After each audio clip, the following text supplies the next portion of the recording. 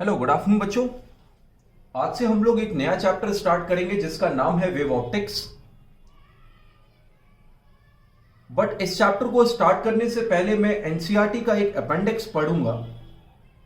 ये थोड़ा सा एक बड़ा अपेंडिक्स है, बट ये आपको एक समझ पैदा कर देगा कि हम जो चीजें पढ़ रहे हैं वो पढ़ क्यों रहे हैं आगे।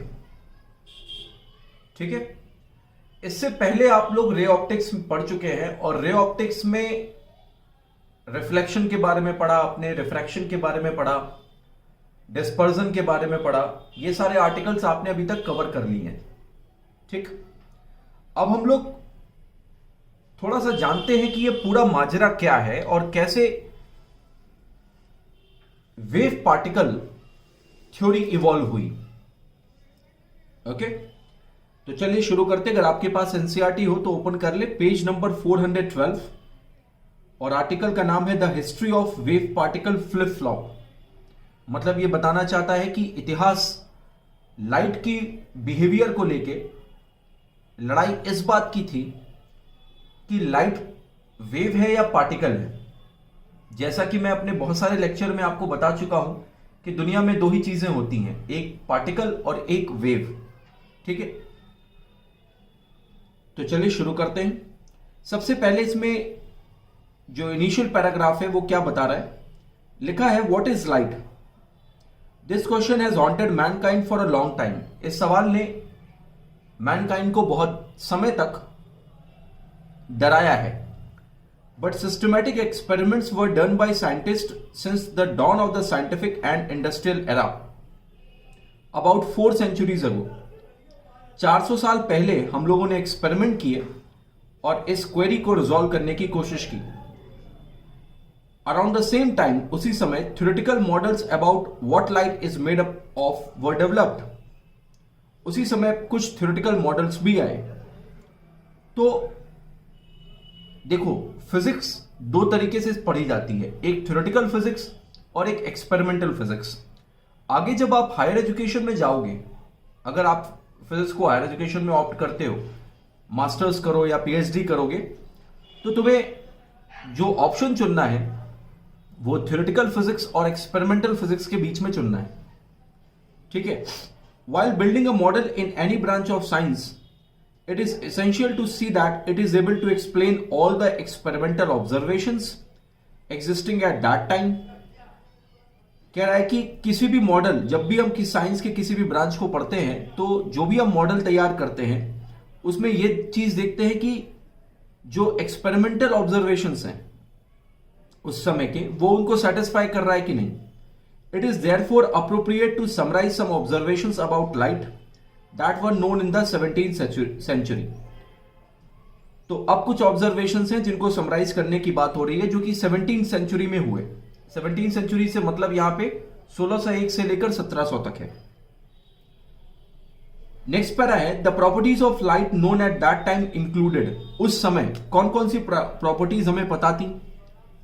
पहला, रेक्टिलिनियर प्रोपोगेशन।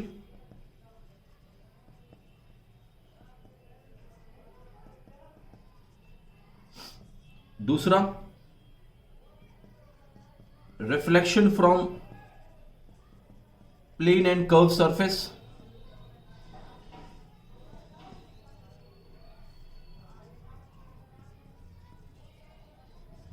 तीसरा, refraction at the boundary of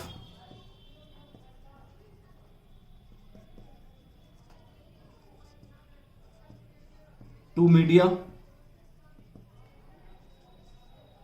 and fourth,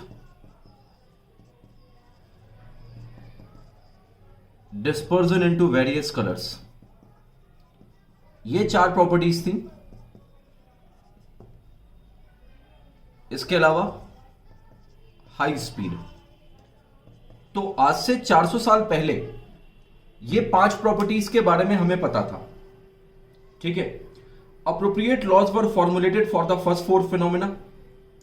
पहले 4 फिनोमिना के लिए लॉज बनाए गए, ए से लेकर डी तक। और आप समझ सकते हैं कि हाई स्पीड के बारे में उस समय कैलकुलेशन बड़ी मुश्किल रही होगी, क्योंकि हमारे पास इक्विपमेंट्स इस तरीके के नहीं थे। For example, Snell formulated his law of refraction in 1621। Snell ने 1621 में अपना लॉ दिया, ठीक है, रिफ्रैक्शन के लिए। Several scientist right from the days of Galileo had tried to measure the speed of light.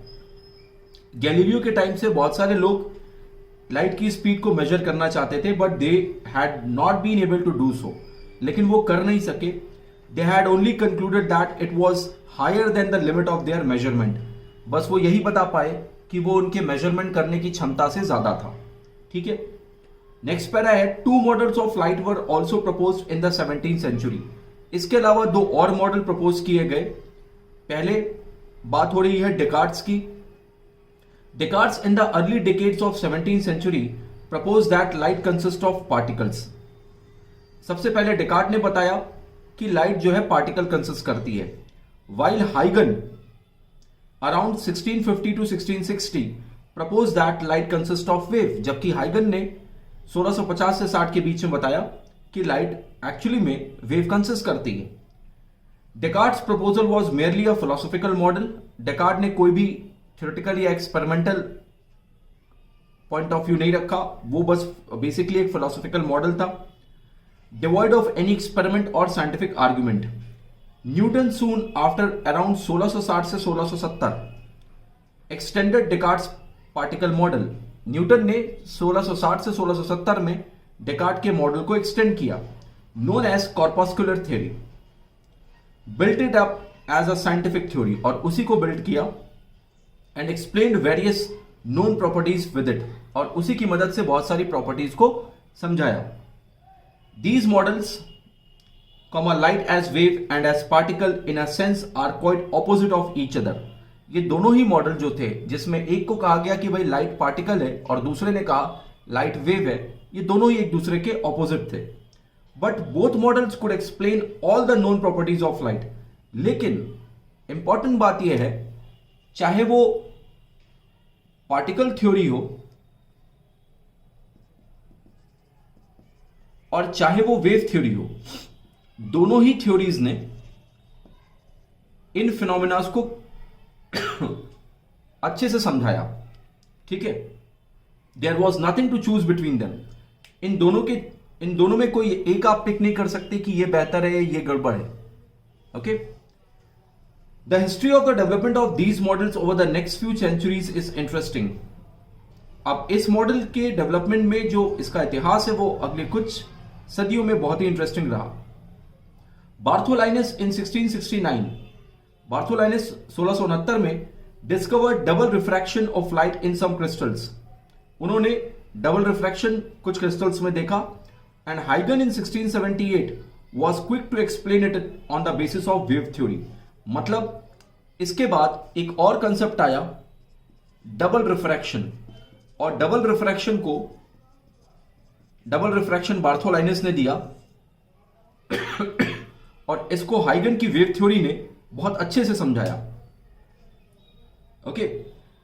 In spite of this, इसके बावजूद फॉर ओवर 100 ईयर्स, लगभग 100 सालों तक या उससे ज्यादा, Newton's particle model was firmly believed and preferred over the wave model. Newton का जो पार्टिकल मॉडल था वो प्रेफर किया गया किस पर? वेव मॉडल पर। This was partly because of its simplicity, क्योंकि वो एक सिंपल मॉडल था particle theory, and partly because of Newton's influence on contemporary physics.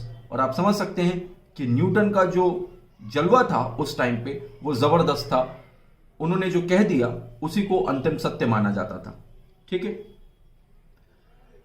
अब इस खेल में कूद पड़े यंग, एक नया साइंटिस्ट था और उसने चीजों को बहुत अलग ढंग से रिप्रेजेंट किया। तो 1801 में यंग ने एक डबल स्लिट एक्सपेरिमेंट परफॉर्म किया। ये आपको पढ़ना है, Young's double slit experiment, and observed interference fringes, और एक पैटर्न ऑब्जर्व किया। This phenomena could be explain only by wave theory. इस फिनोमिना को केवल वेव थ्योरी से समझा जा सकता था, पार्टिकल थ्योरी से समझना ये नामुमकिन था। It was realise that diffraction was also another phenomena which could be explain only by wave theory. इसके अलावा डिफ्रैक्शन भी एक फिनोमिना था जो कि केवल वेव थ्योरी से ही समझा जा सकता था, पार्टिकल थ्योरी से नहीं। In fact, it was a natural consequence of Huygens' idea of secondary wavelets emanating from every point in the path of light. यह भी आप आगे पढ़ोगे तो मैं डिटेल में बताऊंगा कि क्या कंसेप्ट है सेकेंडरी वेवलेट्स का, ठीक है, और कैसे ये जो इंटरफेरेंस और डिफ्रैक्शन है कैसे नेचुरली हाइगन के इस कंसेप्ट को फुलफिल करते हैं, सेटिस्फाई करते हैं. These experiments could not be explained by assuming that light consists of particles. ये एक्सपेरिमेंट इस लाइट के पार्टिकल बिहेवियर से नहीं समझे जा सकते थे. Another phenomena of polarization was discovered around 1810. एक और फिनोमेना आया पोलराइजेशन जिसने जो कि वेव थ्योरी से ही समझा जा सकता था. Thus, wave theory came to the forefront and Newton's particle theory went into the background. This situation again continued for almost a century.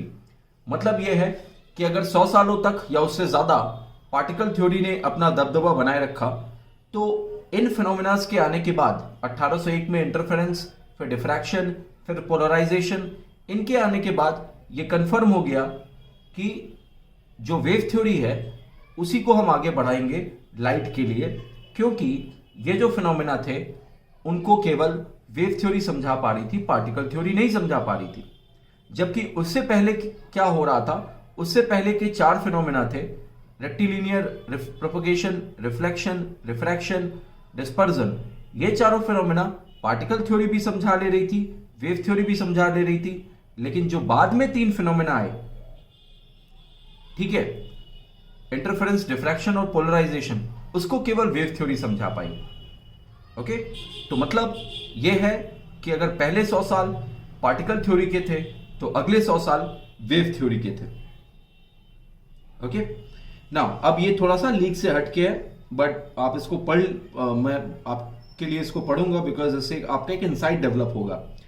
Better experiments were performed in the 19th century to determine the speed of light. बहुत ही अच्छे experiments किए गए 19वीं शताब्दी में speed of light को पता करने के लिए. With more accurate experiments, a value of 3 to 10 की पावर 8 मीटर पर second for speed of light in vacuum was arrived at. और काफी सोफिस्टिकेटेड एक्सपेरिमेंट्स के हेल्प से हम लोगों ने लाइट की स्पीड को 3 to 10 की पावर 8 मीटर पर सेकेंड फाइंड आउट कर लिया. अराउंड 1860, 1860 में Maxwell proposed his equations of electromagnetism. Maxwell ने अपनी इक्वेशंस को प्रपोज किया इलेक्ट्रोमैग्नेटिज्म, जो कि आप पढ़ चुके हैं इससे पहले की यूनिट में, मैक्सवेल्स इक्वेशन, जिसमें 4 इक्वेशंस थी. And it was realised that all electromagnetic phenomena known at that time could be explained by Maxwell's 4 equations. ये एक इंपॉर्टेंट लाइन है. 1860 में मैक्सवेल ने जो 4 इक्वेशन इलेक्ट्रोमैग्नेटिज्म की दी, जितने भी इलेक्ट्रोमैग्नेटिक फिनोमेना थे सभी के सभी इसी की मदद से समझाए गए. ठीक है. Soon Maxwell showed that electric and magnetic field could propagate through empty space. जल्दी ही मैक्सवेल ने यह समझाया कि इलेक्ट्रिक और मैग्नेटिक फील्ड वैक्यूम में ट्रैवल कर सकते हैं in the form of waves. He calculated the speed of these waves and arrived at a theoretical value of 2.998 into 10 की पावर 8 मीटर पर सेकेंड. और जल्दी ही वो एक थ्योरेटिकल वैल्यू 2.998 मीटर पर सेकेंड इंटू 10 की पावर 8 मीटर पर सेकेंड पर आ गए. ओके, मतलब ये चीज उन्होंने थ्योरेटिकली कैलकुलेट की थी. इससे पहले एक्सपेरिमेंट हुए, उन्होंने 3 to 10 की पावर 8 बताया, मैक्सवेल ने थ्योरेटिकली इन वैल्यूज को कैलकुलेट किया, और ये आप ग्रेजुएशन में पढ़ेंगे इनफैक्ट. ठीक है. The close agreement of this value was the experimental the close agreement of this value with the experimental value suggested that light consists of EM waves. और क्योंकि एक क्लोज एग्रीमेंट था इस एक्सपेरिमेंट थ्योरेटिकल वैल्यू में experimental value के साथ, मतलब जो मैक्सवेल ने बताया थ्योरेटिकली और जो एक्सपेरिमेंट से आया दोनों सिमिलर थे, इसलिए हम कह पाए कि light is actually electromagnetic wave. आप समझ पा रहे हैं कि नहीं? हुआ ये, इससे पहले का तो सीन आपको क्लियर है कि अब वेव थ्योरी की तरफ पलड़ा झुक गया. 19वीं शताब्दी में कुछ बड़े एक्सपेरिमेंट्स हुए जिसने लाइट की स्पीड को कैलकुलेट किया 3 to 10 की पावर 8 मीटर पर सेकेंड, और वहीं पर मैक्सवेल ने थ्योरेटिकली इस वैल्यू को कैलकुलेट किया. ठीक है, यह मानते हुए कि इलेक्ट्रोमैग्नेटिक वेव्स जो ट्रैवल करती हैं वैक्यूम में, तो क्या सिचुएशन क्रिएट होती है. अब चूंकि ये दोनों वैल्यू सेम आ रही थी, इसलिए कहा गया कि light is nothing but actually electromagnetic wave. Okay, in 1887 1887 मतलब मेरी पैदा होने के 100 साल पहले, hertz demonstrated that the generation and detection of such waves. Hertz ने कुछ एक्सपेरिमेंट्स किए, ये हर्ट्ज एक्सपेरिमेंट के नाम से मशहूर है, मैंने आपको रीडिंग में बोला भी था, रीडिंग असाइनमेंट दिया था कि इसके बारे में आप पढ़िएगा जरूर। और उन्होंने जनरेट भी किया और डिटेक्ट भी किया, प्रोड्यूस किया और उसे ऑब्जर्व भी किया, ठीक है। This established the wave theory of light on a firm footing, और इस तरीके से जो वेव थ्योरी थी उसने अपने पैर जमा लिए। We might say that while 18th century belong to the particle model, 18वीं शताब्दी पार्टिकल मॉडल की थी, तो 19वीं शताब्दी जो थी वो वेव मॉडल की थी, ठीक है। Vast amount of experiments were done during the period 1850 to 1900 on heat and related phenomena and altogether different area of physics. उसी समय 1850 से लेके 1900 के आसपास बहुत सारे ऐसे एक्सपेरिमेंट्स किए गए, बहुत सारे ऐसे फिनोमेना को ऑब्जर्व किया गया in the different segment heat and thermodynamics, you can say. Theories and models like kinetic theory and thermodynamics were developed which quite successfully explain the various phenomena. Okay, except one. खैर, अब ये line से थोड़ा यहां पे हट रहा है मामला, बट मैं आपको कंटिन्यू इसको करूंगा बिकॉज 11 से आप पढ़ते आ रहे हो और एक आपका एक है ना फ्रेमवर्क डेवलप हो जाएगा। Every body at any temperature emits radiation of all wavelength. ये आपको याद हो तो मैंने Prevost theory of heat exchange पढ़ाया था और कहा था आपसे कि दुनिया की कोई भी बॉडी किसी भी टेम्परेचर पे रेडिएशन इमिट करती है। It also absorbs radiation following on it, radiation को इमिट तो करती है साथ साथ ऑब्जॉर्व भी करती है। A body which absorbs all the radiation following on it is called a black body, और जो बॉडी सारे रेडिएशन ऑब्जॉर्व कर लेती है उसे हम ब्लैक बॉडी कहते हैं। It is an ideal concept of physics, ये फिजिक्स का एक आइडियल कंसेप्ट है, like concept of point mass और यूनिफॉर्म मोशन, ठीक है। जैसे पॉइंट मास आपने एक कंसेप्ट बनाया था वैसे ही ये भी एक आइडियल कंसेप्ट है। A graph of the intensity of the radiation emitted by a body versus wavelength is called black body spectrum. और एक जो ग्राफ प्लॉट करते हैं आप इंटेंसिटी और वेवलेंथ का, उसे आप ब्लैक बॉडी स्पेक्ट्रम कहते हैं। कोई बहुत भारी लाइन मैंने नहीं पढ़ी है, बड़ी सिंपल लाइन है और आपको पढ़ाया भी है मैंने ये चीज, इंटेंसिटी और वेवलेंथ का ग्राफ। उम्मीद है वीन्स डिस्प्लेसमेंट लॉ थोड़ा बहुत आपको याद होगा, ठीक है, तो ये उसी से रिलेटेड है।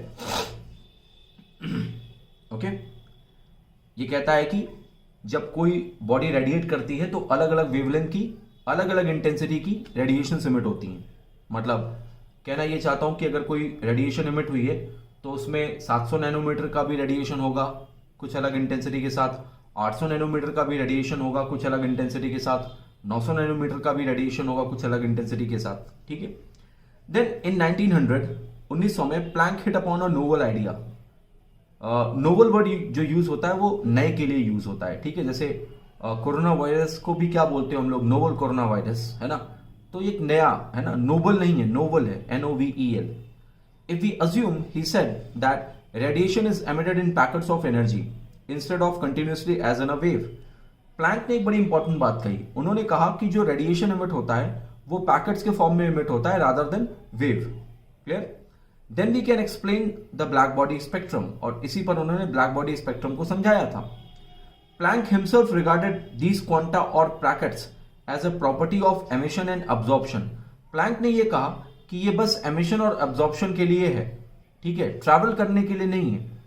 मतलब उन्होंने जो रेडिएशन ट्रैवल करती है उसके लिए उन्होंने ये नहीं कहा कि ये पैकेट ऑफ एनर्जी के फॉर्म में ट्रैवल करती है, ये पैकेट ऑफ एनर्जी के फॉर्म में एमिट होती है और पैकेट ऑफ एनर्जी के फॉर्म में अब्सॉर्ब होती है, बट ट्रैवल नहीं करती। ये बड़ा विचित्र सा था, है ना, rather than that of light.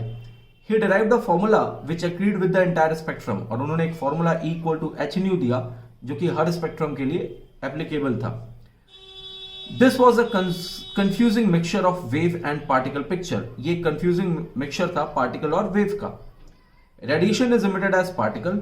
उन्होंने कहा कि रेडिएशन जो इमिट होता है वो पार्टिकल की तरह होता है, फिर वो वेव की तरह ट्रेवल करता है and is again absorbed as a particle, और फिर से वो पार्टिकल की तरह अब्सॉर्ब हो जाता है। तो ये एक बड़ा विचित्र सा उन्होंने कंसेप्ट दिया। More over this put physicist in a dilemma, और तो अब इससे क्या हुआ कि लोग और ज्यादा कंफ्यूज हो गए। Should we again accept the particle picture of light, क्या हमें फिर से पार्टिकल पिक्चर को कंसीडर करना चाहिए, एक्सेप्ट करना चाहिए? Just to explain one phenomena, सिर्फ एक फिनोमेना के लिए. Then what happens to the phenomena of interference and diffraction which can not be explain by the particle model.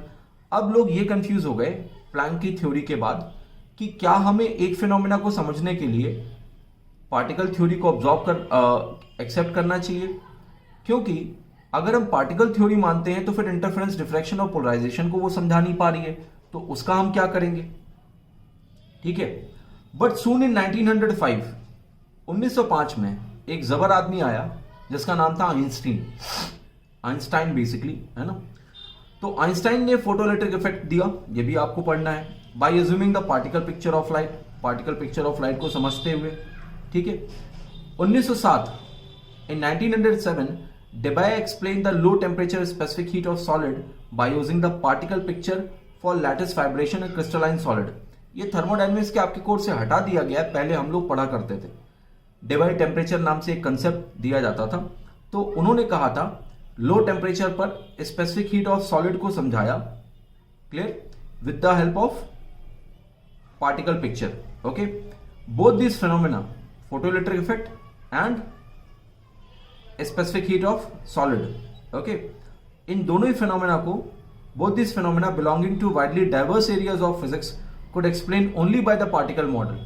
मतलब जो फोटोइलेक्ट्रिक इफेक्ट है वो लाइट से रिलेटेड है, और जो लो temperature specific heat of solid की बात है वो थर्मोडायनेमिक्स से रिलेटेड है. ठीक है. दोनों ही अलग अलग डोमेन की चीजें हैं, बट ये एक्सप्लेन हो रही है पार्टिकल थ्योरी से. 1923 इन 1923 कॉम्पटन्स एक्सरे स्कैटरिंग एक्सपेरिमेंट, ये भी आप ग्रेजुएशन में पढ़ेंगे. कॉम्पटन का एक्सरे स्कैटरिंग एक्सपेरिमेंट एटम्स के द्वारा, वो भी समझाया जा सका पार्टिकल थ्योरी के साथ. अब इसने समस्या को और बढ़ा दिया. मतलब पहले 4 फिनोमेना ऐसे जिनको आप पार्टिकल थ्योरी और वेव थ्योरी दोनों से समझा सकते थे. फिर 3 फिनोमेना ऐसे जिनको आप इंटरफेरेंस, डिफ्रैक्शन, पोलराइजेशन, जिनको आप केवल वेव थ्योरी से समझा सकते थे.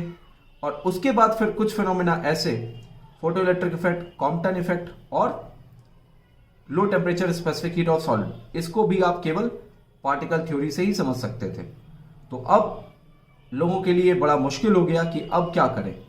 Thus by 1923 physicists faced with the following situation. जो भौतिक शास्त्री थे वो कुछ सिचुएशन से रूबरू हुए. There were some phenomena, पहला पार्ट है, there were some phenomena like rectilinear propagation, reflection, refraction, which could be explained by either particle model or by wave model. दोनों ही मॉडल उसको समझा रहे हैं. There were some phenomena such as diffraction and interference which could be explained only by wave model but not by particle model. लेकिन फिर कुछ ऐसे phenomena हैं, इंटरफेरेंस और डिफ्रैक्शन जैसे, जो केवल वेव मॉडल से एक्सप्लेन हो रहे हैं, पार्टिकल मॉडल से तो एक्सप्लेन ही नहीं हो रहे. There were some phenomena such as black body radiation, photoelectric effect and Compton effect which could be explained only by particle model but not by wave model. अब ये विचित्र हो गया. 4 फिनोमेना ऐसे जो दोनों से एक्सप्लेन हो रहे हैं, फिर 2-3 फिनोमेना ऐसे जो केवल वेव मॉडल से एक्सप्लेन हो रहे हैं, फिर कुछ फिनोमेना ऐसे जो केवल पार्टिकल मॉडल से एक्सप्लेन हो रहे हैं. ठीक है. तो लोग एकदम से कंफ्यूज हो गए. Somebody in those days aptly remarked that, उस समय किसी बंदे ने एक बहुत सही बात कही, light behaves as a particle on Mondays, Wednesdays and Fridays. Light particle की, मतलब ये एक सरकास्टिक कमेंट था. ठीक है. लाइट जो है मंडे, वेडनेसडे, फ्राइडे को पार्टिकल की तरह बिहेव करती है, and as a wave on Tuesday, Thursday and Saturday. Tuesday, Thursday और सैटरडे को वो वेव की तरह बिहेव करती है. ठीक है. And we don't talk of light on Sundays, और हम संडे को लाइट की बात नहीं करते. तो ये एक सरकास्टिक कमेंट था जो कि बिल्कुल फिट बैठता था उस टाइम के सिनेरियो के साथ. ठीक है. Then in 1924 de Broglie proposed his theory of wave particle duality. 1924 में डिब्रॉय ने अपनी वेव पार्टिकल डुअलिटी प्रिंसिपल को प्रपोज किया. क्लियर. अब देखिए, एक बंदा लीक से हट के बात कर रहा है यहां पे.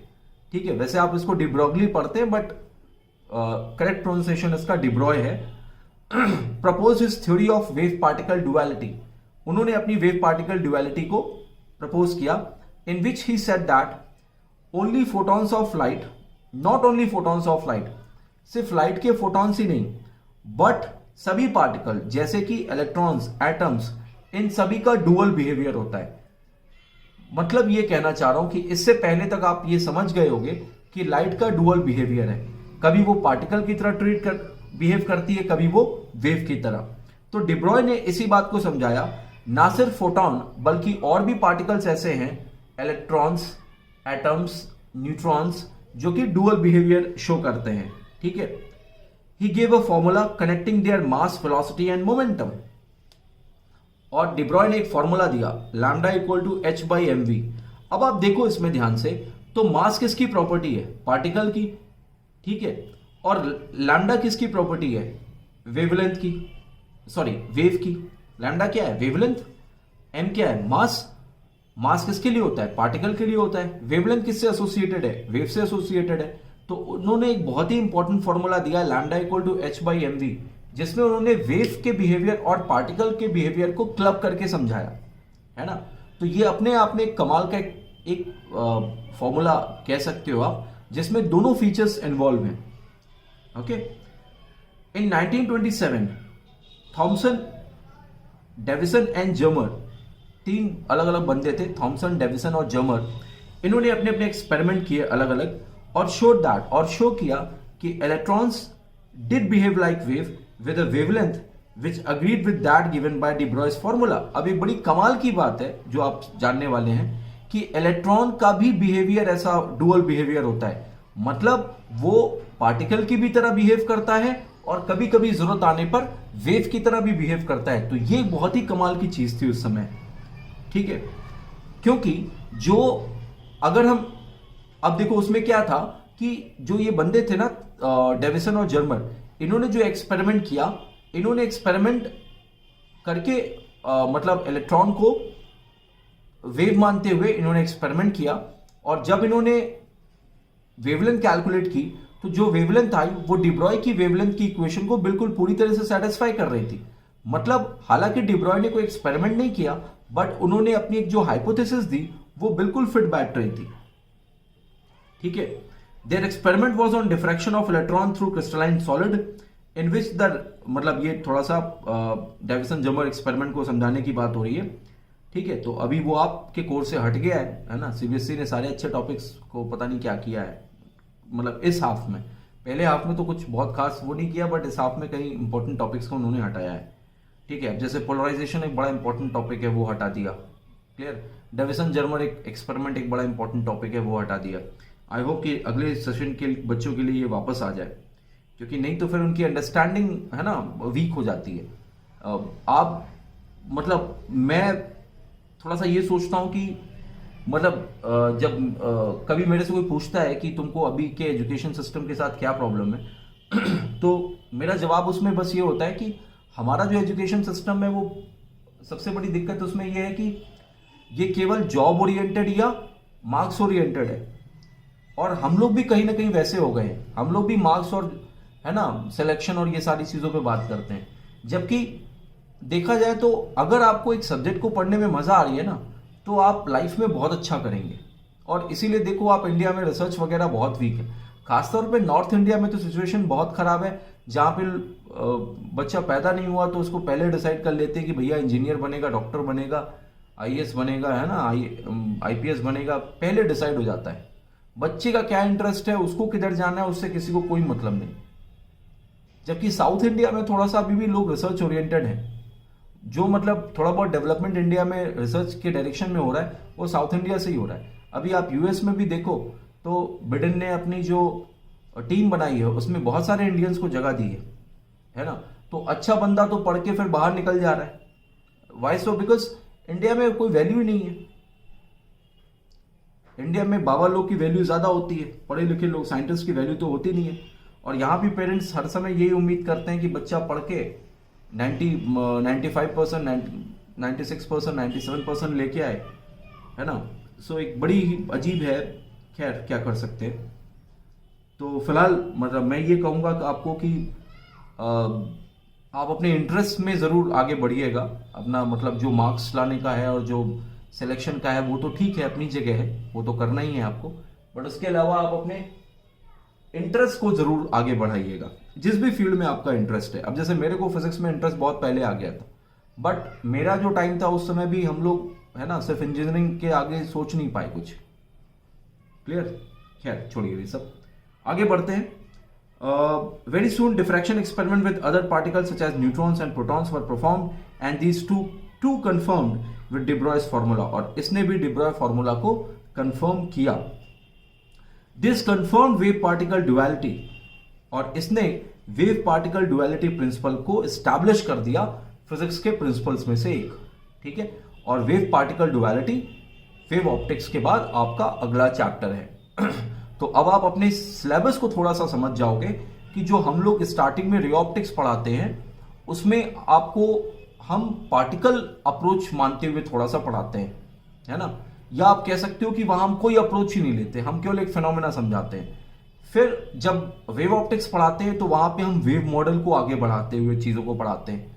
फिर जब हम वेव पार्टिकल डुअलिटी में जाते हैं तो हम पार्टिकल थ्योरी ऑफ लाइट को समझते हैं और फिर डुअल बिहेवियर के चीजों को समझते हैं। तो आपका जो पूरा सिलेबस है वो इसी अपेंडिक्स के अकॉर्डिंग ही तैयार हुआ है, या आप कह सकते हो कि जो डेवलपमेंट या एडवांसमेंट हुई फिजिक्स में in the branch of light, in the branch of optics, वही चीज वो समझाता है। ठीक है, but there was no basic theoretical foundation for wave particle duality. तो अब प्रॉब्लम क्या हुई? अब प्रॉब्लम ये हुई कि आपने बोल तो दिया कि भाई दुनिया की जितनी भी चीजें हैं वो दो डुअल बिहेवियर शो करती हैं, है ना, लेकिन उसके लिए कोई एक्सपेरिमेंटल या आप कह सकते हो कि कोई थ्योरेटिकल फाउंडेशन नहीं था कि मतलब किस बिहाफ पे आपने चीजों को बोला। एक्सपेरिमेंटली तो आपने डिराइव कर दिया, बट जैसा मैंने आपको स्टार्टिंग में बताया कि फिजिक्स में दो स्ट्रीम होती है, थ्योरेटिकल और एक्सपेरिमेंटल।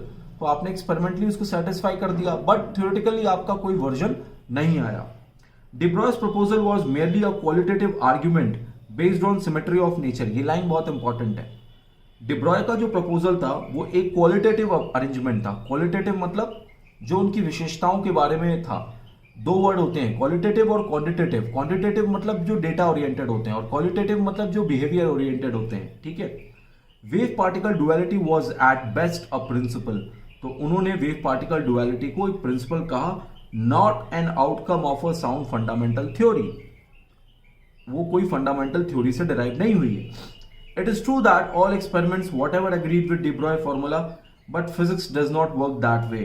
ये ठीक बात है कि जितने भी एक्सपेरिमेंट हुए उन्होंने de Broglie को, है ना, सेटिस्फाई किया, बट जब तक कोई थ्योरेटिकल मॉडल नहीं आएगा तब तक हम ये नहीं कह सकते कि वो उसने फिजिक्स के सारे, है ना, बॉक्सेस को क्लिक कर दिया या टिक कर दिया। क्लियर? मतलब आपको कोई लॉ लाना है तो उसकी दो अप्रोचेस को सेटिस्फाई करना होगा, theoretical approach and experimental approach. उसके बगैर काम नहीं होगा। On the one hand it needs experimental confirmation, जहां एक तरफ उसको एक्सपेरिमेंटल कंफर्मेशन चाहिए, while on the other hand it also needs sound theoretical basis for the models proposed. उसके अलावा जो भी आपने मॉडल प्रपोज किए हैं उसका एक थ्योरेटिकल बेसिस होना चाहिए। This was developed over the next 2 decades। हालांकि ये बाद में अगले 2 दशकों में डेवलप हुआ। Dirac developed his theory of radiation in 1928. Heisenberg and Pauli give it a firm footing by 1930। 1928 में डिराक ने अपनी रेडिएशन की थ्योरी लाई और बाद में 1930 में हाइजेनबर्ग और पॉली ने भी इस थ्योरी को समझाया। ठीक है, then Tomonaga, Schwinger and Feynman in late 1940s। 1940 के आसपास और सारी रिफाइनमेंट्स हुई और ज्यादा और भी जो इनकंसिस्टेंसीज थी उनको हटाया गया, और all these theories mainly put wave particle duality on a theoretical footing.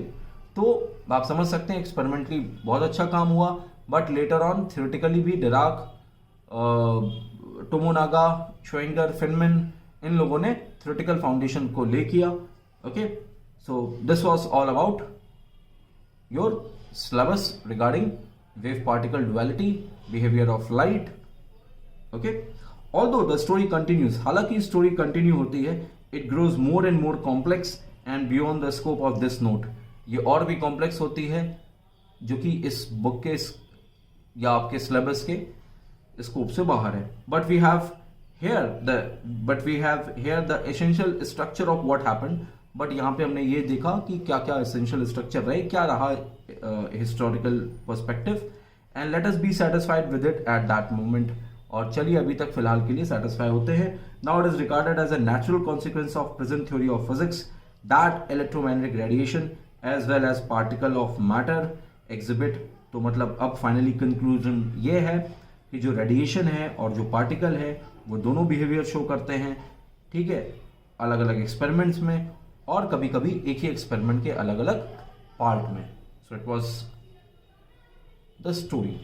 Okay, तो आज का लेक्चर थोड़ा सा आपका लीक से हटके था, बट मैं बहुत दिन से ये चाह रहा, पहले तो मैंने सोचा था कि ऑनलाइन में नहीं बताएंगे, केवल ऑफलाइन में पढ़ाएंगे, है ना, क्योंकि वो एक्सप्रेशंस और वो सारी चीज़ें, ठीक है, मतलब ये एक स्टोरी टेलिंग वाली चीज़ है. Okay, but then I realise कि नहीं, फिर आपके साथ न्याय नहीं होगा, तो मैंने इसको आज रिकॉर्ड किया है. ओके, ठीक है. तो बच्चों जिनको इंटरेस्ट हो वो इसको एक बार फिर से खुद से ज़रूर पढ़िएगा. ओके, तो फिज़िक्स में आपको काफ़ी कुछ समझ में आएगा. बाकी जिनको कम इंटरेस्ट है वो अपने डेरिवेशंस और फॉर्मूलेस पढ़ते रहें, तैयारी करते रहें और आगे बढ़ते रहें. That's it for today.